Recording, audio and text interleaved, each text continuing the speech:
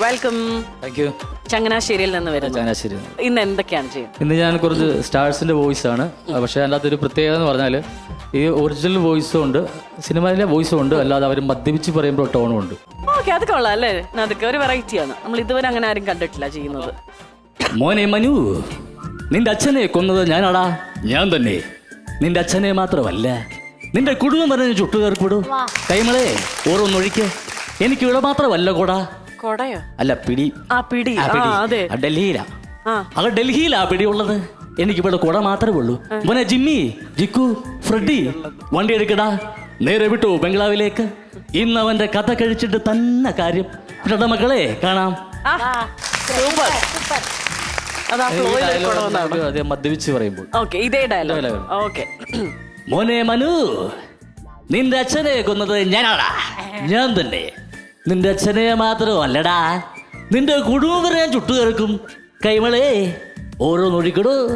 മോനെ ജിമ്മിയെ, ജിക്കു, ഫ്രെഡി, വണ്ടി എടുക്കടാ മക്കളെ. ഇന്ന് അവന്റെ കഥ കഴിച്ചിട്ട് തന്നെ കാര്യം. പക്ഷേ മക്കളെ കാണാം. സൂപ്പർ. ഇതൊരു വെറൈറ്റി ഐറ്റം ആണ് കേട്ടോ. അടുത്തത് നമ്മുടെ ചെയ്യുന്നത് ദളപതി വിജയ് സാർ. സാറിന്റെ ഒരു ഇന്റർവ്യൂ വോയിസ്. പക്രുച്ചേട്ടൻ എന്തെങ്കിലും ചോദിക്കാവോ ഒരു സിനിമയെ പറ്റി? വിജയോട് ചോദിക്കുമ്പോൾ പറയുന്നുണ്ടായിരുന്നു. வணக்கம் சார். வணக்கங்க. புது படம் ஏதோ உங்களுடைய லாஸ்ட் படம் வந்து பீஸ்ட். பீஸா. Okay okay. அப்படி இருக்குன்னா நீங்க பார்த்துட்டு சொல்லுங்க. കേരളത്തിൽ ഏത് സ്ഥലമാണ് സാറിന് ഏറ്റവും ഇഷ്ടം? ആലപ്പി நான் வந்திருக்கேன். காதலுக்கு மரியாதை பட ஷூட்டு இந்த ஃபாசில் சாரோட வீட்டில் நான் நிறைய வாட்டி வந்திருக்கேன். മറുപടിയും நான் ஒரு ഓക്കെ താങ്ക് യു. എളിമ. ഇനി ഈ വിജയ് മദ്യപിച്ചിട്ട് ഒരു ഡയലോഗ് കണ്ടിട്ടുണ്ട് ഖുഷി എന്ന ഫിലിമിൽ. நான் எதுக்கு தண்ணி அடிச்சுன்னு தெரியுமா? எல்லாம் மறுகிட்ட மஞ்சங்கள மிஸ் பண்ணி பார்க்கும்போது பார்க்காம இருக்க கூட்டாட்டு இடுப்பு மட்டும் இல்ல ஃபுல்லா இங்க பாரு. நீ என்ன சொன்ன? ஒரு தடவை ஆசு தட்டும் போதா என்ன ஞாபகப்படுதுறியா? டெய்லி ஆசு தட்டும் Jenny. Okay, then good night. Super. Okay. നമ്മുടെ കമൽ സാറിന്റെ ഒരു കരഞ്ഞുകൊണ്ടുള്ള ഒരു ഡയലോഗ് ഞാൻ പറയാം. നേരത്തെ സാറ് സത്തു പോനേ, என்னால் ஒன்றும் பண்ண முடியல. அவன் என்ன கல்மாற நினச்சிருந்தேன். ஆமா, நீ ரொம்ப பெரிய கில்லாடி. எனக்கு தாத்தா கூட சத்தப்போ சும்மா கல்லு மாற நின்ன மனுஷன். நீ ஒரு வார்த்தை சொன்னதும் அந்த கல்லை தண்ணி விழுந்துட்டேன். நீ ஜெயிச்சிட்டேன், ஆனால் நான் தோத்துட்டேன். Okay bye. അടുത്ത നമ്മുടെ ജയറാമേട്ടൻ്റെ നാച്ചുറൽ വോയിസ്. അത് ഒരു ഇന്റർവ്യൂ വോയിസ് ആണ്. അവിടെയും നമ്മൾ മദ്യപാനം പഞ്ചവന തത്തെ പറ്റി ചോദിക്കുവാണെങ്കിൽ അത് മറുപടി പറയാം. ചേട്ടാ നമസ്കാരം. നമസ്കാരം. മറ്റേ പിഷാരടി ഡയറക്ട് ചെയ്ത പഞ്ചവർണ്ണ തത്ത് ഇപ്പൊ ഇറങ്ങിയതേ ഉള്ളൂ. കണ്ടു കാണുമല്ലേ? എനിക്ക് വളരെ സന്തോഷമുണ്ട്. കാര്യം വെച്ചാൽ എല്ലാവരും ഒരു കൂട്ടായ്മയായിരുന്നു സിനിമയുടെ വിജയം. കൂടെ അഭിനയിച്ച കുട്ടികൾ, ടെക്നീഷ്യൻസ്, ക്യാമറമാർ, എനിക്ക് തോന്നുന്നു ഹോൾ ക്രൂ അതിനുവേണ്ടി കഷ്ടപ്പെട്ടിട്ടുണ്ട്. ഈ പടം നിങ്ങൾ തീർച്ചയായിട്ടും കാണണം. ഞങ്ങൾ അനുകരിക്കണം. Okay thank you. പിന്നെ അതിനുശേഷം ജയറാമേട്ടനെ മദ്യപിച്ചുള്ളൂ കേട്ടോ. അല്ല, ഇതൊരു പവറും. എനിക്കറിയാം നീ ആയിരിക്കുന്നുവെന്ന്. കല്യാണം നടക്കാത്തതിന്റെ ദേഷ്യമല്ലേടി നിനക്കൊക്കെ? നീ കല്യാണമേ കഴിക്കാതെ ഇങ്ങനെ പല്ലും കൊഴിഞ്ഞു, എങ്ങനെ പല്ലും കൊഴിഞ്ഞു നഖവും നീട്ട് വളർത്തി പണ്ടാരി മടങ്ങി പോകത്തുള്ളൂ. അമ്മാവാ അയ്യോ ഓസ്കാരം. അത് ഞാൻ നമ്മുടെ രജിത് സാർ കബാലി ഡയലോഗ് ഞാൻ പറഞ്ഞിട്ട്, ഈ കബാലി ഡയലോഗ് സെക്കൻഡ് പറയുമ്പോൾ ജയറാമേട്ടനും നമ്മുടെ കമൽ സാറും വിജയും രൈന അവിടെ മിക്സ് ചെയ്ത ആ ഡയലോഗിൽ പോകും. ഈ ഡയലോഗിൽ തന്നെ നമുക്ക് ഒരു കൂമ്പാരമാണല്ലേ? അതെ. അപ്പൊ നമുക്ക് ആ ഡയലോഗ് കേൾക്കാം. தமிழ் படங்கள்ல மறுகு வச்சுக்கிட்டு மீசிய உருக்கிட்டு லுங்கிய கட்டிக்கிட்டு நம்பியார் மாதிரி ஏ கபாலி அப்படியே சொன்ன உடனே குறிச்சு சொல்லு கேஜம்மா அப்படி நிப்பாட்டிய அந்த மாதிரி கபாலி நீ நினைச்சு பாக்குறடா கபாலிடா. ഇനി നമുക്ക് ഈ ഡയലോഗിനകത്ത് ഈ നാലുപേരുടെ മിക്സ്.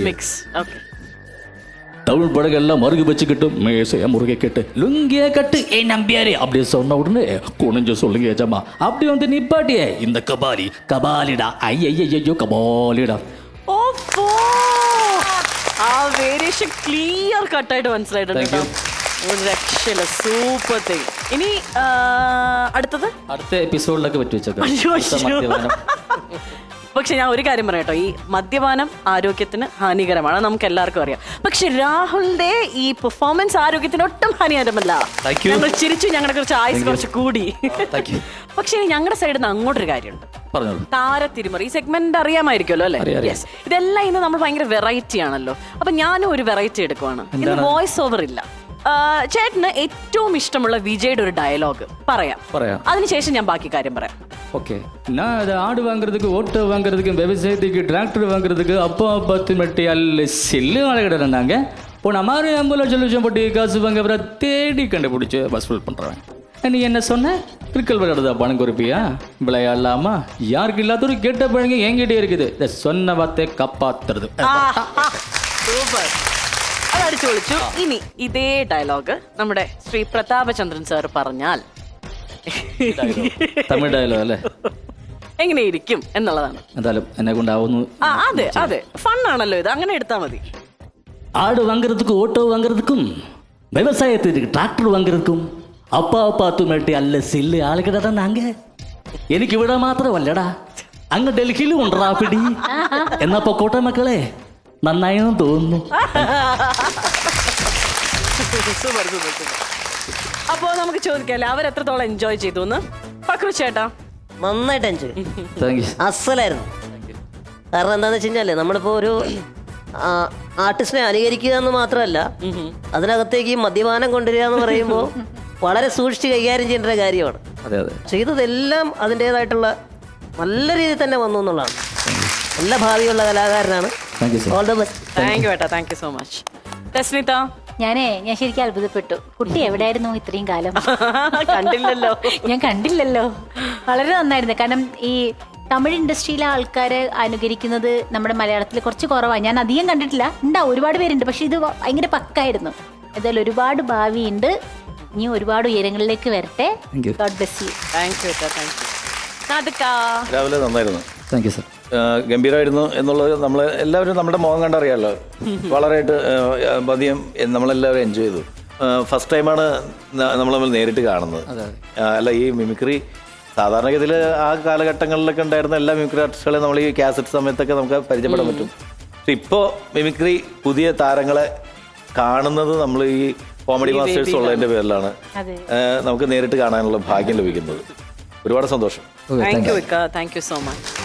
അപ്പോൾ thank you so much for coming. ഇനി അടുത്ത എപ്പിസോഡിൽ വരുമ്പോൾ ഇതിനും വേറൊരു വെറൈറ്റി ഞങ്ങൾ പ്രതീക്ഷിക്കുന്നു. തീർച്ചയായിട്ടും. അതിപ്പോഴേ ഞാൻ ഗസ്റ്റ് മനസ്സിൽ വെച്ചിട്ടുണ്ട്. ഓക്കെ, മദ്യപാനമായിരിക്കും. ഓക്കെ.